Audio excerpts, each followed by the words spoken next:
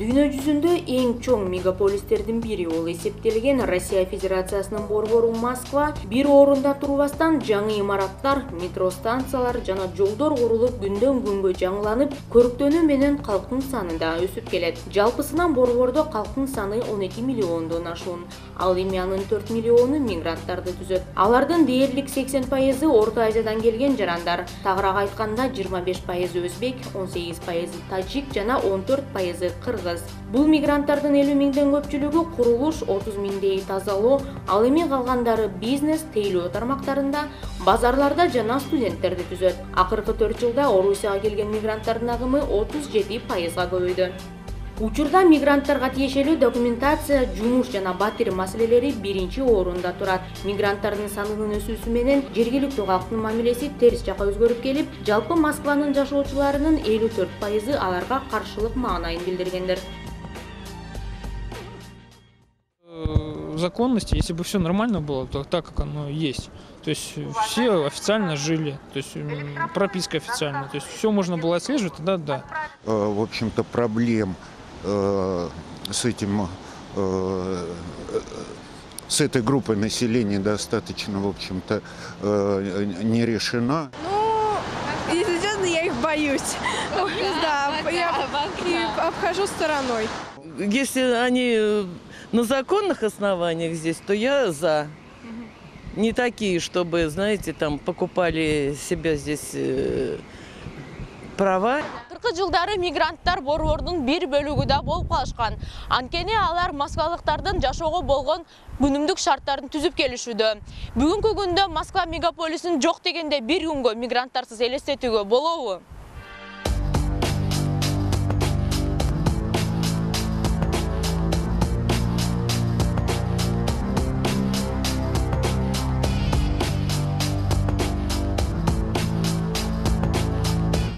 Один день ни в Москве, ни в России нет иностранцев, тех, которые приехали. Москваны мигранттарсыз жок дегенде бир күн элестетүү кыйын. Менин оюмча, бул жакшы нерсеге алып келбейт. Балким абалдан чыгыш үчүн өзгөчө кырдаал министрлигинин кызматкерлери мигранттардын ордуна көчө шыпырып, автобус айдап дүкөндөрдү иштетишсе, абалдан чыгышыбыз мүмкүн эле. Бирок мындай сыноолор шаардын жашоочуларына кереги жок деп ойлойм. А зачем? Ну зачем? Зачем проводить эксперименты на живых людях? На москвичах, я имею в виду, прежде всего. В принципе, вот с теми чистками, которые возникли после вот вышеописанных. Ошол массалык депортациялардан кийин жумушчулардын жетишпегендигинен кээ бир район жетекчилери айла жоктугунан өздөрү шыпырга алышып көчөлөрдү тазалаган күндөр болгон. Были в их управлении, потому что не было той рабочей силы, которая призвана была очищать их от территории. Если мое личное мнение, то я считаю, Мен өзүм оюм боюнча Москва жана анын жарандары мигранттарсыз жашай алмак эмес. Анткени жумуш көп, бүткүл тармактарда жумушчулар жетишпейт. нужны рабочие руки, головы, и любой бизнес, любая компания будет рада рабочей силе. Ну, я считаю, что это нельзя делать. Почему? Ну, потому что все-таки они помогают нам жить и сами, наверное, приезжают сюда на заработки. И у нас, например, двор очень чисто у нас убирают иммигранты. Очень. А вот Москва бы справилась бы без мигрантов? Нет, я думаю, нет. Справилась бы. Ну, нет, по-любому справилась. Справилась бы, конечно, да. Но, в принципе, это одна большая страна. И я бы хотел бы, чтобы, да, чтобы мы жили дружно.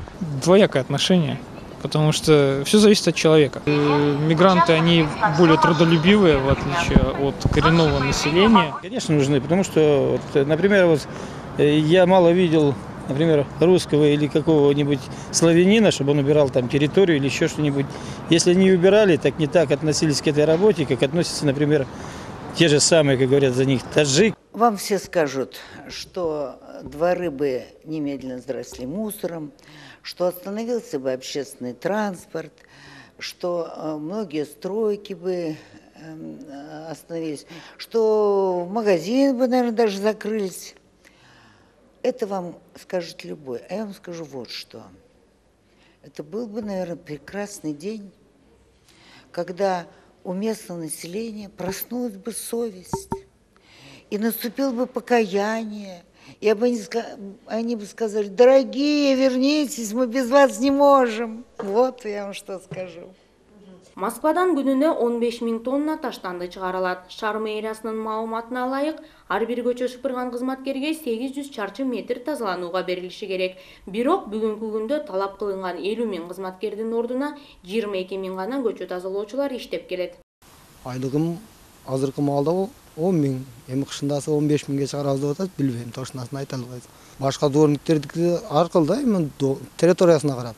Кээ бир территориялар, кичине территориялар бар, алар азыр 7 000, 5 000ге чейин алышат. Өзүнө тиешелүү жерден тышкары Орунбай күндө эртең менен дагы 3-4 жерди тазалоого аргасыз. Анын айтымында башка жерлерге да жиберишкени менен айлык акысы көтөрүлбөй аз бойдон калууда. У дворника зарплата намного больше. Териштире келгенде көбүнчө учурларда эмгек мигранттардын айлык акысы кагаздарда көрсөтүлгөндөн кыйла аз болуп чыгат. Бирок тилекке каршы алар өздөрүнүн укуктарын билишпейт, билишсе да коргой алышпайт. Ал үчүн сотко кайрылып көптөгөн жүрүмдөрдү өтүү талап кылынат. Бирок ага жетпей эмгек мигранттар жумуштан куугулушат. Ошентип акча ортодо жумуш берүүчүлөрдүн чөнтөгүндө калат. Дешевле рабочая сила, тем лучше для работодателя. Абалдын курчтугуна карабастан жумуш издеген кыргыз мигранттардын саны арбын. Орто эсеп менен бир күндө мигранттарды ишке жайгаштыруу компанияга 100 адам кайрылат. Если говорить о сегодняшнем дне, азыркы болуп жаткан абалга карабастан жумушка орнош үчүн компанияга кайрылгандардын саны азайган жок. Негизинен кайрылгандардын 70% кыргыздарды түзөт. Көбүнчө аларды тейлөө, тазалоо жана курулуш иштерине жайгаштырабыз. Тилекке каршы бизге кайрылгандардын бардыгын жумушка жайгаштыра албайбыз.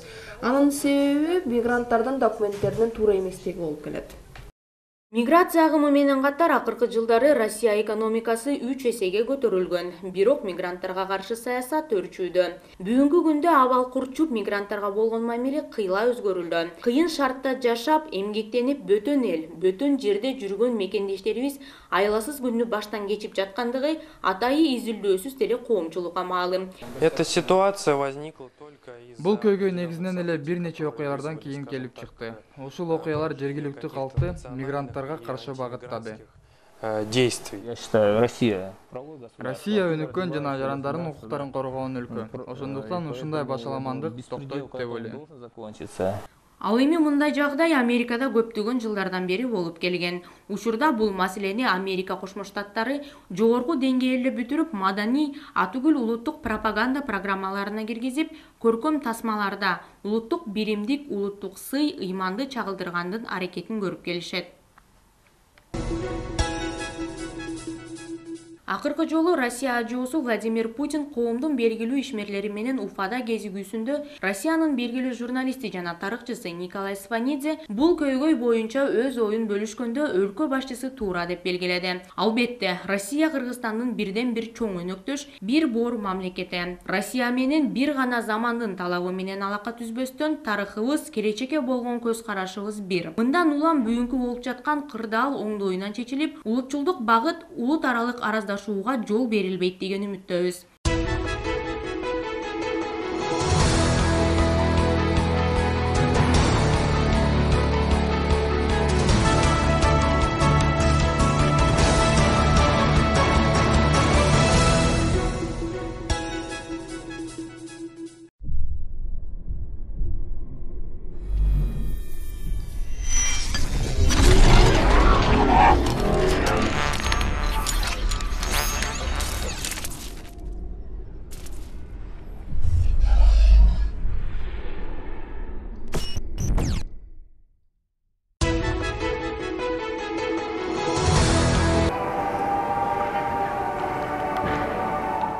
Кыргыз өкмөтү өзүнүн ишкерлерине колдоо көрсөтө албаса, четтен келген инвесторлордон киреше күтпөй эле койсок болот деп өз оюн Кыргызстан көргөзмө соода борборунун жетекчиси Оозкан Сардарбеков билдирет. Анын айтымында өз кезегинде Кыргыз өкмөтү көтөрө албаган ишти Москвада бир катар бизнесмендер жүгүнө артып, өз каражаттарын салып, мамлекетке таянбастан иш жүргүзүп келишүүдө. Учурда бул көргөзмө соода борбору толук кандуу иштеп, кыргызстандык ишкерлерге платформа болуп, өз өндүрүштөрүнү Россиянын рыногуна алып чыгууга чоң өбөлгө болууда, дейт Оозкан Сардарбеков.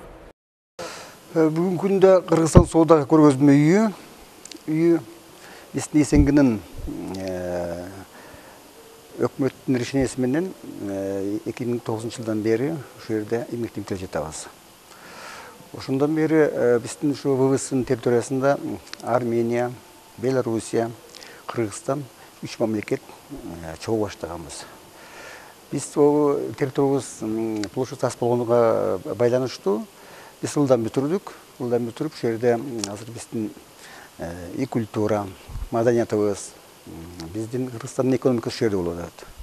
Өз учурунда эки мамлекеттин ажоолору бүткүл Россиялык борбордогу павильондорду мурдагы союз мамлекеттердин карамагына жылына 1 рубль ижарага берүү жөнүндө келишимге кол коюшкан эле. Кыргызстандын өкмөтү бюджеттен акча бөлүп бул долбоорду ишке ашыра албагандыгынан улам Кыргызстандын Москвадагы ишкерлери көтөрүп берүүнү бел байлашкан. Мунун жыйынтыгында кыргыз ишкерлери $1 миллион өз каражаттарын киргизип, оңдоп түзөө иштерин кылышкан. Бюджеттен 1 тыйын албай өлкөнүн аброюн көтөрүп, намыс үчүн биз мындай жакшы иш кылсак, өкмөттүн эмислердин керегиңер жок деген манайы бизди капалантат, дейт кыргыздардын бүткүл Россиялык конгрессинин президенти Кубанычбек Кожоев.